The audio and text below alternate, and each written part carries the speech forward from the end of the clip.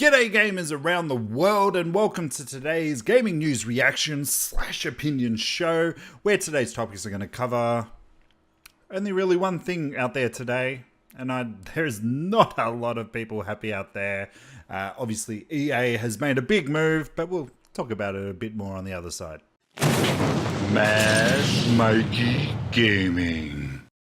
That's right, gamers. Welcome to the daily show where we talk about, we go around the internet, grab bits of information of all the news reports out there, bring it here, I think about it, then I deliver it to you.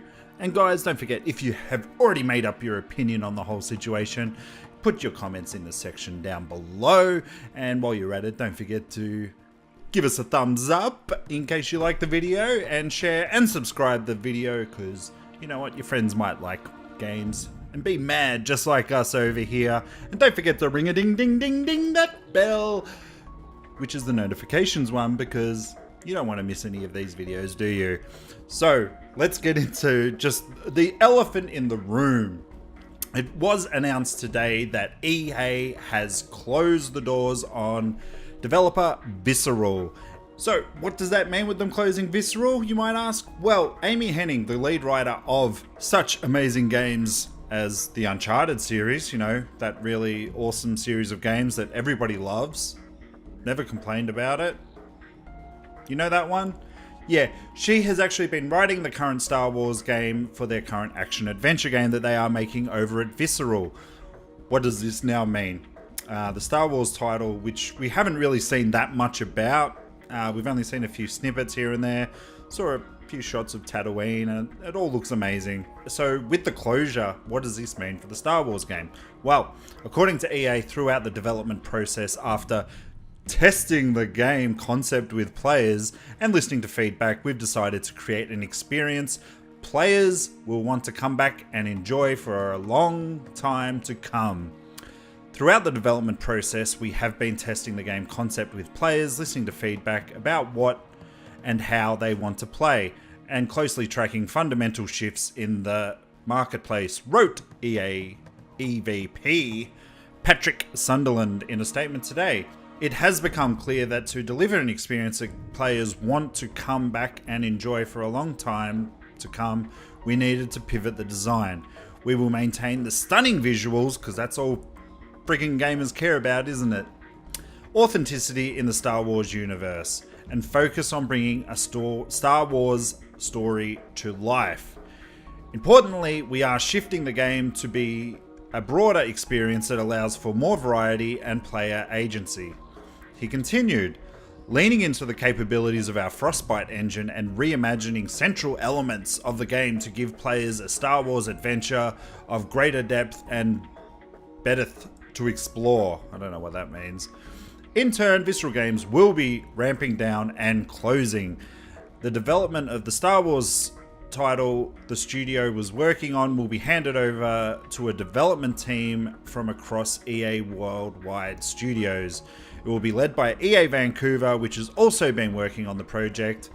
We're in the midst of shifting as many of the Visceral team members as possible to other projects and teams in EA, wrote Sunderland. So, Visceral have brought us the games Dante's Inferno, Army of Two, Battlefield Hardline, a lot of really good games, not to mention Dead Space, one of the most original horror games there are out there. So look, I'm sure there's a lot of backstory to this. I'm sure this is really good for business for EA. No, wait. This is a bloody stupid idea, EA. What are you doing? Really? After Visceral has just sort of halted production on their story-based game, Action Adventure, which is what we've been crying out for God knows how long. Games like bloody Jedi Outcast, games like that, that's what people have not been playing for a while. And you know what? If you probably brought a game like that back, people might actually really enjoy it, because we haven't bloody seen it for a while.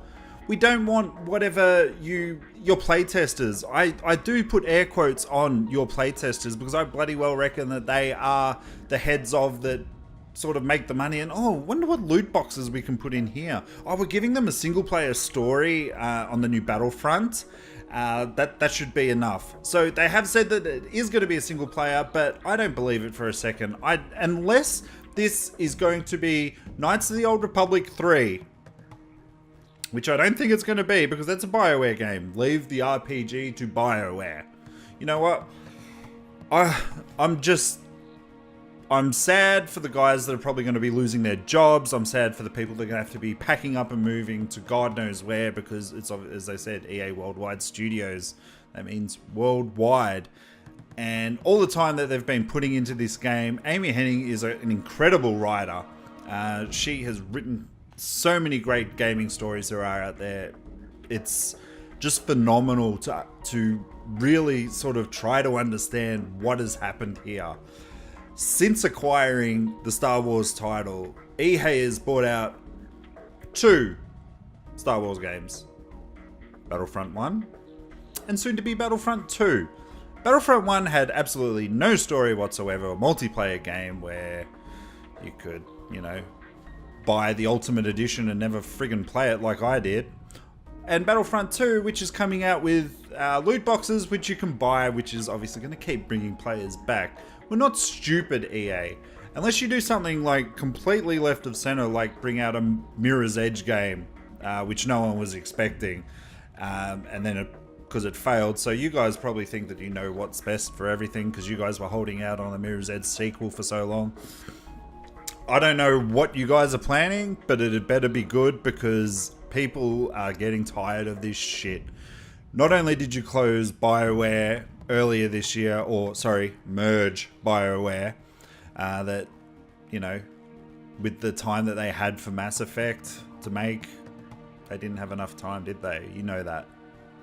And now you're closing off Visceral, which was bringing out a single player only game. Let me tell you about some single player games. Horizon Zero Dawn. One of the best selling games this year. You know why? Because it's a good game. Just bring us a good game that we want to keep going back and playing. Not something that you can keep making money off of, because I bet you this is what it's about. It's always what it is with EA, and every time that I feel like you guys are moving in the right direction, you do shit like this. If they're looking at making an open world game, that's fine. But just remember, gamers aren't very rich in time. So what I want to do is actually want to rewind the clock back to 2015, where I've now just Googled 2015 game releases. I didn't get to finish many games this year, you know why? Because the trend was open world. So you had games like The Phantom Pain, The Witcher 3, Batman Arkham Knight, Assassin's Creed Syndicate, Just Cause 3, Mad Max. But you get where I'm going at. There was about sort of 4 or 5, and there was Fallout on the back end of that. There was about sort of 4 or 5 open world games, and I think I finished one of them. Why? Because there's other short games. You know what? Every now and then we need like a 10 to 15 hour experience to be able to just zone out and play and be told a story and enjoy it. EA, just get it through your skulls. But guys, that's it. There's no quick news. There's nothing. That's it today. This was a bit of a rant. But guys, I'll see you guys tomorrow. If there's any more, because I'm sure there'll be some rebuttal or actual sort of follow-up to the outrage that has been caused by this, because the internet has, as predicted, not been very happy about this. So guys, I probably will see you tomorrow, whether it be gaming news or, streaming. But until then, guys, enjoy the games you're playing, and I will see you. Bye, guys.